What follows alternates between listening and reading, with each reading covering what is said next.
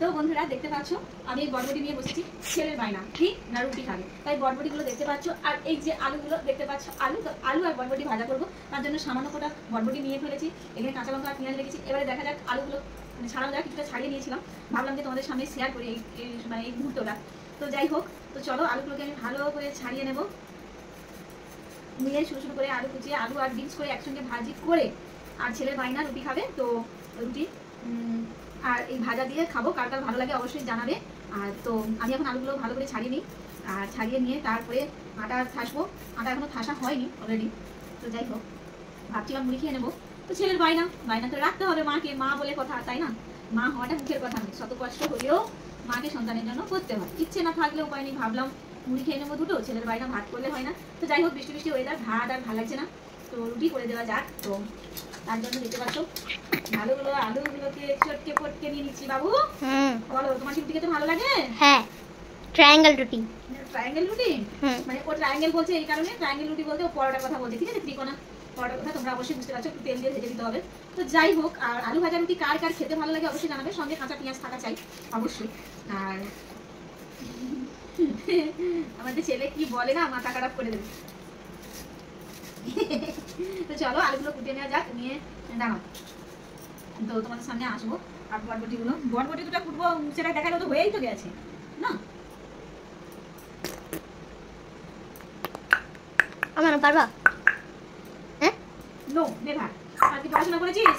হ্যাঁ হ্যাঁ, কাদায় তো খুব খেলেছিস তুই। শামুক খুঁজেছি, শামুক।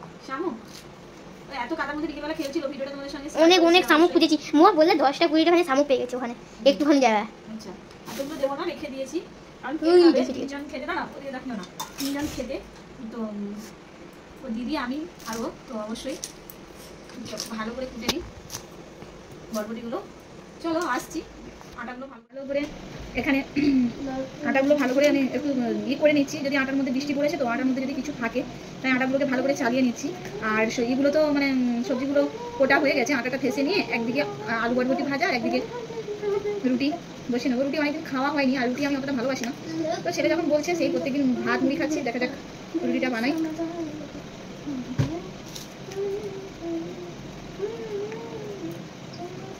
বাবু একটা সেই ছিল না সেই ভিডিওটা, আটা ঠাসা মুখে মেখে নেবে, একটা কি বলছে এটা মুখে একটা রুটি ছিল না, গান বলা গান, কি গান লাগে? আরে আরে বলো তুমি কোথায় বলা? আরে ঠিক আছে বলো, তেল জান আয়রা জানা বাবা যেটা বলেন। আর একটু সরে আসো, তোমাকে দেখা যাচ্ছে না ভালো করে, বসো ওরকম বলে বলো, পা ঝুলিয়ে বসো, দাঁড়া হয়েছে বলো, কি বল?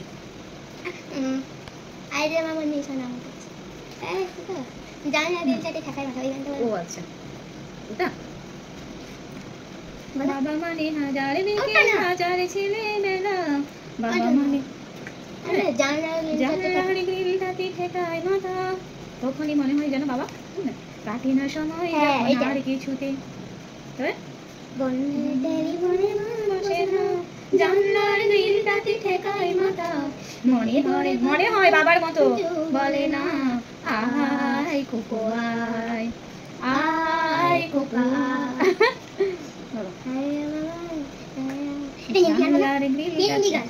হিন্দি গান আমি জানি না,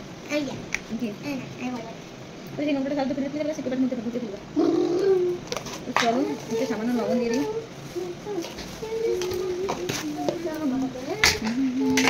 ওটা রেখে দাও সেদিকে।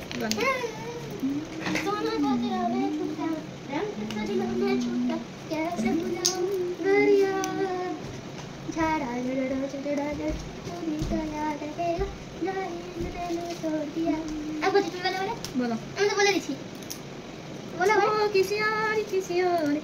এখন নতুন আমার ফেসবুকে নতুন ভাইরাস কি বলতো?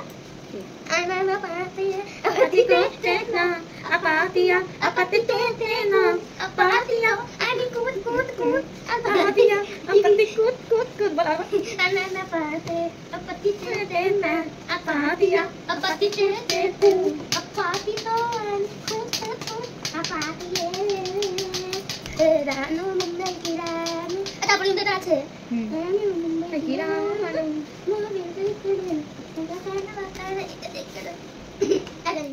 তো বন্ধুরা অলরেডি আমার আটা ঠাসা হয়ে গিয়েছে, তো দেখতে পাচ্ছ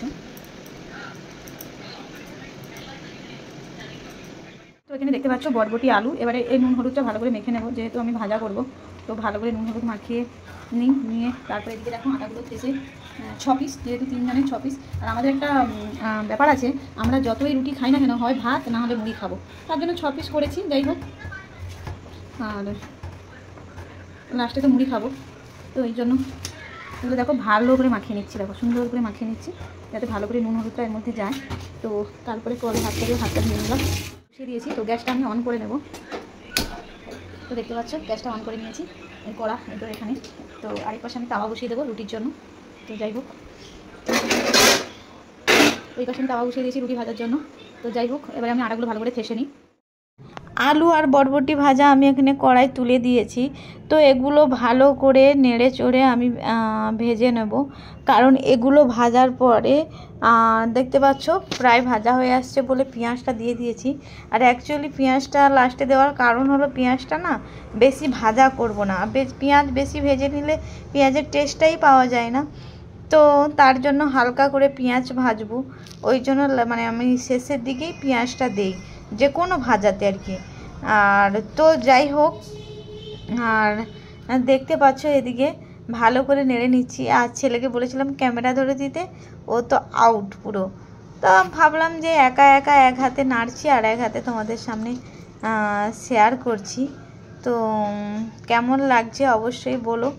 আর মজার বিষয় হলো বন্ধুরা, আমি রুটিটা ঠিক করে ভালো করে ভাজতে পারি না। সব করতে পারি, রুটিগুলো আমার গোল হয় না তেমন। আর সত্যি কথা বলতে রুটি ভাজলেই নরম হয়, বাট রুটি গোল হয় না। তো দেখো যাই হোক কি হয় দেখা যাক। আমি তো এইভাবেই রুটি, কি আর করা যাবে, বাইরে ভাড়ার ঘরে থাকি আর সেই ছাঁকনির উপরে রেখে ভাজলে কি হয়, দেরি হয়। আমি এই ভাজাটা না, আমার মেজদি ভাই এরকম করে রুটিটা ভাজতো, ফেলে দিত ওর উপরে, আর ডান্ডা দিয়ে ধরলে ভালো হতো। তো নেই, রুটিগুলো দেখো আঁকা বাঁকা হলেও রুটিগুলো খুব সুন্দর কিন্তু ফুলেছে। ঠিক আছে, দেখো রুটিগুলো জাস্ট দেখো ওয়াও খুলে যাচ্ছে, আর খেতেও কিন্তু খুব ভালো লাগছিল, নরম হয়েছিল রুটিগুলো। তো যাই হোক, ওপাশে ভাজা চলছে আর এদিকে রুটি ভাজা চলছে, আর ওদিকে বরবটি আলু ভাজা চলছে। আমার কিন্তু দুটো একসাথেই কমপ্লিট হয়ে যাবে, আর আমি এইভাবেই কাজ করি। আর সত্যি কথা বলতে মেয়েদেরই তো করতে হয়, কোনো কিছু করার নেই। ছেলে বায়না করেছে, করতেই তো হবে। তো যাই হোক, ছেলে রুটি খেতে ভালোবাসে, ওর বাবাও খুব রুটি খেতে ভালোবাসে। আমার রুটি আবার অতটা প্রয়োজন মানে ভালো লাগে না আর কি। তো তারপরে দেখো ছেলেকে খেতে দিয়েছি, দেখো সঙ্গে কাসুন্দি নিয়েছে, কাঁচা পেঁয়াজ, বরবটি আলু ভাজা, আর এদিকে দেখতে পাচ্ছ রুটি। আবার আমি তো এক পিস খেয়ে মুড়ি খাবো, আর আমার রুটি ভালো লাগে না, রুটি খেলে আমার ঘুম হবে না। তো কেমন লাগছে ভিডিওটা বলো কমেন্টে। টাটা।